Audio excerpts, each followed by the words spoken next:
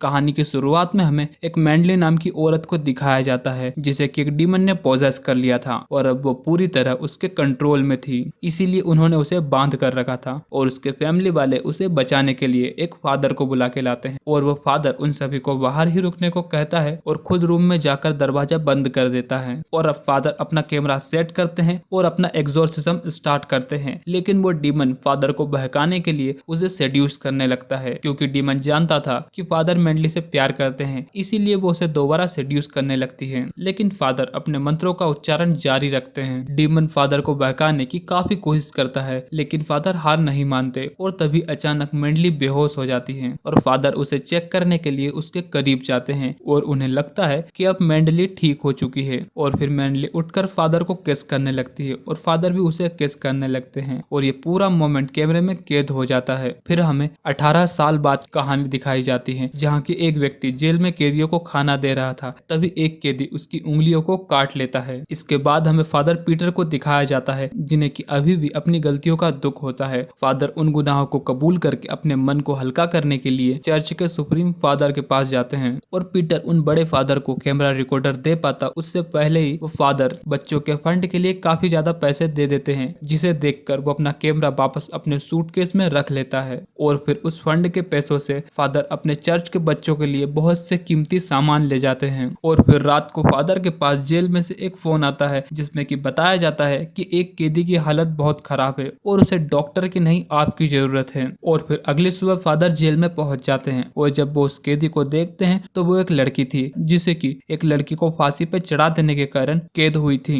और फिर फादर उस कैदी के पास जाते हैं जिसे कि एक डीमन ने पोजेस कर रखा था और वो लड़की फादर को देखते ही कहती है कि हम पहले भी मिल चुके हैं। और ये लड़की भी वैसे ही ऊटपटांग हरकतें करने लगती है जैसे कि 18 साल पहले मैंडली किया करती थी। और यह देखकर फादर वहां से चले जाते हैं और वह पुलिस ऑफिसर को कहता है कि मैंने शरीर से आत्मा निकालने का काम 18 साल पहले ही छोड़ दिया है। तभी वहां पर मैंडली आ जाती है और पीटर को कहती है कि तुम्हें ये काम करना ही होगा क्योंकि ये लड़की दरअसल आपकी और मेरी ही बेटी है। क्योंकि दरअसल जब फादर मैंडली के शरीर में से उस डीमन को बाहर निकाल रहे थे तो वो डीमन फादर के शरीर में आ गया था और इस कारण उसने फादर को अपने बस में करके मैंडली के साथ सेक्स किया जिससे कि मैंडली प्रेग्नेंट हो गई थी और ये उस फादर की ही बेटी थी। और फिर मैंडली ने भी यह बात किसी को नहीं बताई और उसने उस शहर को छोड़ दिया। और फिर कुछ महीनों बाद मैंडली ने फादर के बच्चे को जन्म दिया, इसीलिए तुम्हें हमारे बेटी को बचाना होगा। फादर अपनी 18 साल पहले की गई गलती के लिए मैंडली से माफी मांगते हैं और मैंडली भी उन्हें माफ कर देती है। और फिर फादर पीटर अपनी बेटी को बचाने के लिए अपने से बड़े फादर माइकल के पास जाते हैं और उन्हें सारी बातें बताते हैं, लेकिन वो यह नहीं बता पाते कि वो लड़की असल में उन्हीं की बेटी है।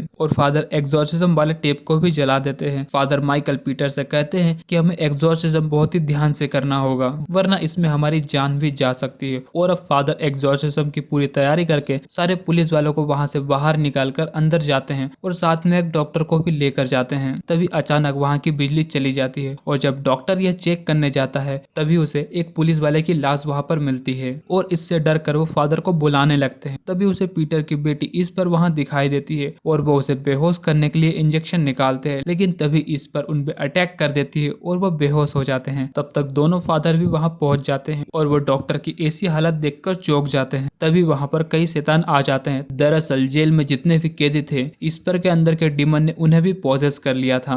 तो दोनों फादर डीमन को भगाने के लिए अपने मंत्रों का उच्चारण शुरू करते हैं। माइकल के सामने के डीमन तो तड़पने लगते हैं, लेकिन पीटर के सामने के डीमंस को मंत्रों का कोई असर नहीं होता और अब शैतान लगभग उनके ऊपर हावी हो रहे थे, इसीलिए माइकल पीटर को लेकर एक किचन में छिप जाते हैं। और अब फादर माइकल पीटर के ऊपर काफी गुस्सा करने लगते हैं और उससे कहते हैं कि आखिर तुमने ऐसा कौन सा गुनाह किया है जिस कारण कि तुम्हारे मंत्र काम नहीं कर रहे हैं। फिर पीटर भी अपनी 18 साल पहले की गई गलती के बारे में माइकल को बता देते हैं और अब माइकल का भी लगभग काफी खून बह चुका था और अब वो लगभग मरने ही वाले होते हैं। माइकल पीटर से कहते हैं कि तुम शैतानों के साथ कोई भी सौदा मत करना वरना वो तुम पर हावी हो जाएंगे और लोगों को बहुत नुकसान पहुंचा सकते हैं। और अब वो मर जाते हैं। फादर पीटर अपने आप को एक दूसरे कमरे में कैद कर लेते हैं और फोन को सामने रखकर अपने 18 साल पहले किए हुए गुनाह को कबूल कर लेते हैं। इसके बाद वो उस वीडियो को अपने लीडर को सेंड कर देते हैं और अब फादर रूम से बाहर आते हैं और अब उनके सारे मंत्र काम कर रहे थे और डीमन उनके सामने तड़पने लगते हैं क्योंकि ईश्वर ने उन्हें माफ कर दिया था और उनकी सारी शक्तियां उन्हें लौटा दी थी। तभी ईश्वर पीछे से आकर उनके सिर में मारकर उन्हें बेहोश कर देती है। और जब फादर को होश आता है तो वो अपने आप को कई जंजीरों से बंधा हुआ देखते हैं और इश पर उन पर एग्जॉर्सिज्म कर रही थी। तभी फादर डीमन को चिल्लाकर कहते हैं कि मेरी बेटी को छोड़ दो। इस पर डीमन कहता है कि अगर मैंने तुम्हारी बेटी को छोड़ दिया तो चर्च के अनाथ बच्चे नहीं बचेंगे। तुम्हारे पास सिर्फ दो ही विकल्प है, या तो तुम उन अनाथ बच्चों को बचा लो या फिर अपनी बेटी को। फादर कहते हैं कि नहीं, मैं ऐसा नहीं कर सकता और तुम मेरे साथ ऐसा क्यों करते हो? आखिर तुम मुझसे चाहते क्या हो? जिस पर डीमन कहता है कि मैं तुम्हें चाहता हूँ, तुम्हारी पवित्र आत्मा को चाहता हूँ। अपनी आत्मा से भगवान को निकाल दो, मैं तुम्हारी बेटी और तुम्हारे चर्च को छोड़ दूंगा। और आखिरकार फादर मान जाते हैं और इश पर वहीं पर बेहोश हो जाती है। थोड़ी देर बाद फादर अपनी बेटी को लेकर जेल से बाहर निकलते हैं। तभी उनके पास सीनियर फादर आकर कहते हैं कि तुम्हें अपने गुनाहों को कबूल करना जरूरी था। जैसे ही तुमने अपने गुनाहों को कबूल किया, भगवान ने तुम्हारी सारी शक्तियां लौटा दी और मैंने भी तुम्हारी उस वीडियो को डिलीट कर दिया है। लेकिन जब फादर पीटर लीडर से बात कर रहे थे, सीनियर फादर से बात कर रहे थे, तो उनकी आंखें चमकने लगती है, जिसे देखकर सीनियर फादर कहते हैं कि तुम उसकी बॉडी में क्या कर रहे हो? फिर डीमन जवाब देता है कि उन्होंने अपनी बेटी को बचाने के लिए अपनी आत्मा मुझे सौंप दी। और फिर हमें फादर की बेटी इस पर दिखाई देती है, जिसके अंदर की अब ईश्वर की शक्तियां आ चुकी थी। और अब फादर पीटर उस शहर को छोड़कर चले जाते हैं और इसी के साथ यह मूवी यहीं खत्म हो जाती है। अगर आपको वीडियो पसंद आई है तो वीडियो को लाइक, शेयर एंड सब्सक्राइब करना ना भूलें।